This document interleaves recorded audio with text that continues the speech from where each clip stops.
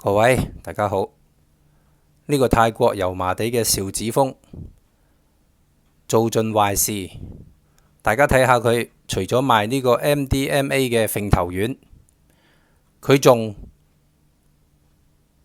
不停咁樣買訂閱，喺幾個月前2-3個月前先至5萬訂閱，而家已經96,000訂閱。我諗呢一個訂閱嘅增長，除咗係喺一個好大嘅人口群體之外，絕對冇可能做到呢啲咁嘅壞事。佢已經做盡。第一，佢賣 MDMA， 佢自己親口承認已經有580幾人經佢治療，佢就吹噓到自己已經醫好咗580人，得2個人唔得。大家可以知道呢個人又係一派胡言，一個邵子峰，一個七仙魚趙玲，都係 YouTube 頻道嘅一個敗類。有佢哋呢啲咁嘅敗類喺度，只會令到 YouTube 越嚟越差。佢通過 YouTube 結識好多人，跟住就散播佢賣 MDMA 嘅構想。其實已經有好多人俾佢害過。最近紙上流年第3條影片就係嗰個俾佢害過嘅一個先生親自上去作證。邵子峰做盡壞事，但係佢嘅訂閱仲係幾何級數咁樣上升，大家就知道呢啲訂閱完全係假嘅，完全係佢自己買返嚟嘅。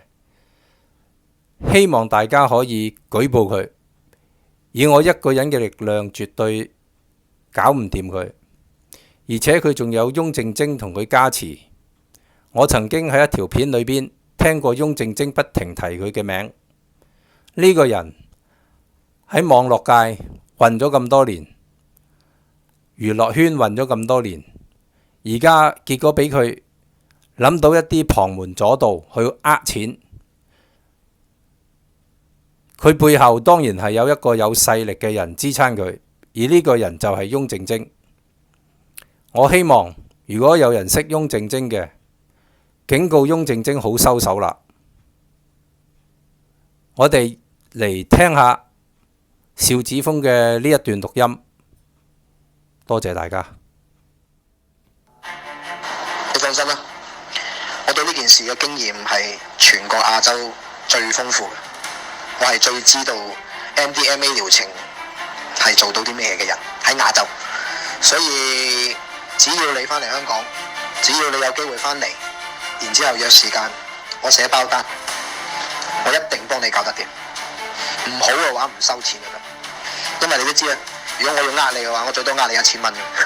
不過唔緊要，唔好嘅話，直頭係唔需要收。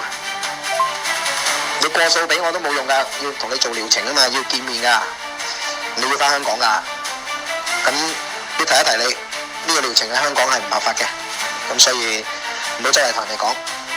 咁我喺19年開始就已經幫人哋做呢個療程，做咗580幾個人，去到今天。喺咁多年嚟，我只有2個嘅冇進展嘅個案，唔係叫失敗嘅，即係冇乜進展咁樣。580幾個人得2個冇乜進展。咁你可想而知我成功率有幾高？我建議你為咗自己好，盡快安排返嚟香港約我見面，然之後我幫你做療程。睇完呢個紀錄片，完全有唔明嘅，有咩 bias 嘅，有咩驚嘅，直接同我講，話俾我聽，問我問題，我乜都識得答你。